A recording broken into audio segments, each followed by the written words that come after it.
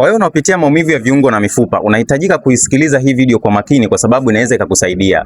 Watu wengi sana wanakuwa wanajidanganya kwa kuendelea kutumia vyakula pindi ambapo tayari changamoto imeshatokea. Kwa maana aidha viungo vinasagana, mtu anapitia arthritis lakini ameambiwa kula chakula fulani hilo tatizo litapona. Tumia kiungo fulani hilo tatizo litapona. Hiyo inawezekana ikawa na ukweli lakini sio kwa 100%, na ndio maana ni muhimu kusikiliza hii video.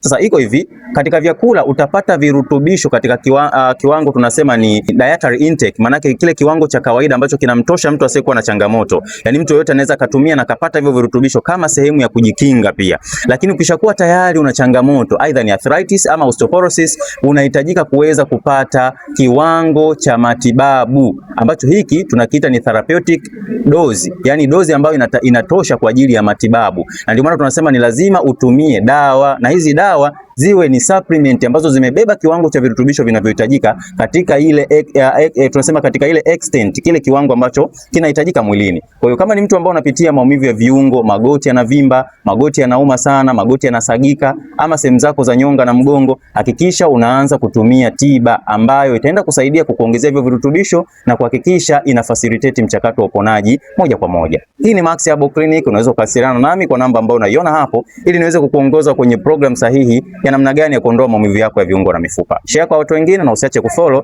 ili uzidi kujifunza zaidi.